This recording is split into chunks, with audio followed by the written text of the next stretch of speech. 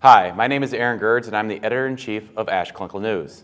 As part of our on-site coverage here for the 2022 ASH annual meeting, I'm joined Dr. Dillard and Patel to discuss their abstract about cellular therapies and multiple myeloma. Thank you so much for joining me this morning. Of course, thank you. So your abstract was fantastic. I really did enjoy reading it. And my first question is, CAR T cells are already approved, and out there and commercially available. So why do this abstract? Yeah, that's a great question. So I think in myeloma, we actually just started getting CAR Ts approved maybe a year and a half ago.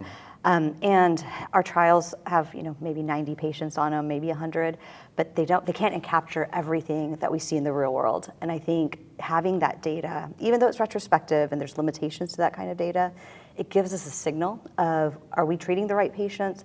Are all the patients that weren't captured on those trials actually being represented? And what are the outcomes for those patients? Is this still a good product, safe? We need to make sure that we're treating patients in the real world appropriately. All excellent points, yes. We need to make sure that clinical trials reflect what happens in the real world and vice versa. My second question about your abstract was, I noticed this was done through a consortium, the U.S. Multiple Myeloma Cellular Therapy Consortium, which is a bit of a mouthful, but could you tell me a little bit about the consortium? Yeah, we need an acronym. So this was actually because we don't have very many slots either. So there's not an ability for just a few centers to be able to get the data we need to generate to say, this is really what real world outcomes are. Because we know each center, we have different patients, we do things differently. So really it was 11 centers that came together, Moffitt, Stanford, and MD Anderson sort of being the three core, but multiple other folks as well, just getting our own data and putting it together and looking at all these different questions. So we had our real world experience with just outcomes of ide-cel last ASCO.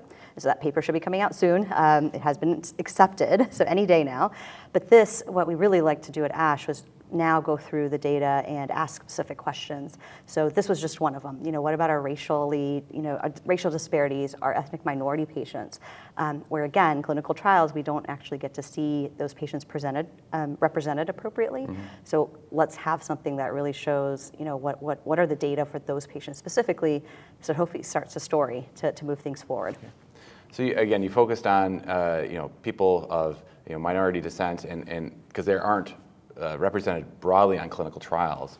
And so how did you end up selecting patients for this analysis? We went through, looked at the self-identified race, self-identified ethnicity of all of the patients, and from those that identified as either being non-Hispanic Black, non-Hispanic white, or white Hispanic, we looked through and wanted to look at how did they do with the CAR T product?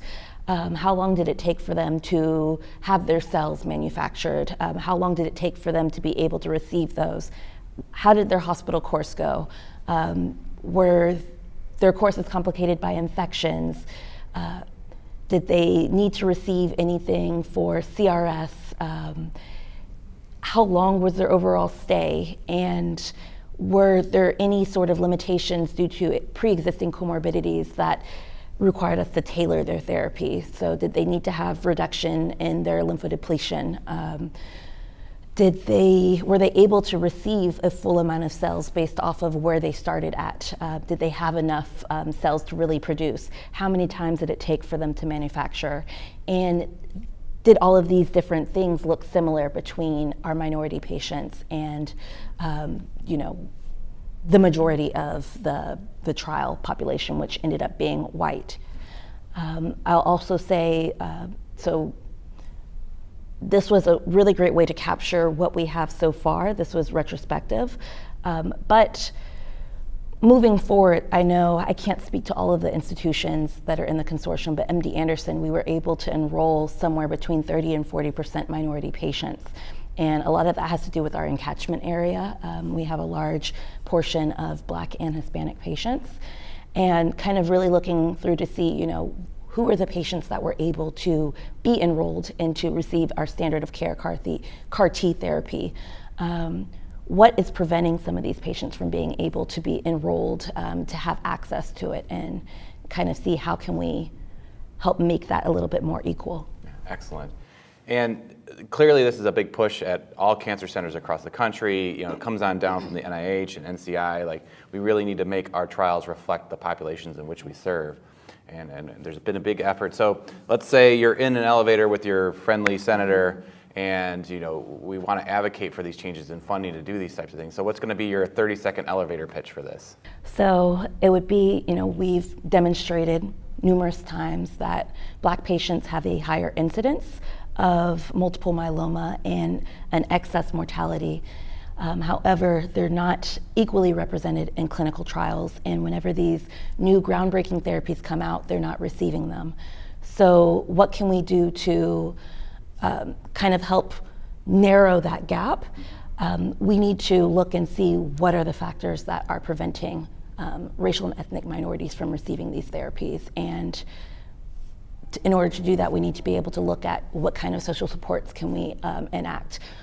What are differences in baseline biology that, you know, we might be able to identify high-risk patients for having poor access, but also poor outcomes.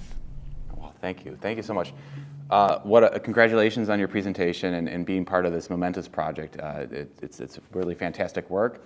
It's a wonderful abstract. You don't have to take my word for it. You can see it in the pages of ASH Clinical News and our on-site coverage, as well as you can go to hematology.org to look at the abstracts that were all the abstracts that were presented at the annual meeting this year.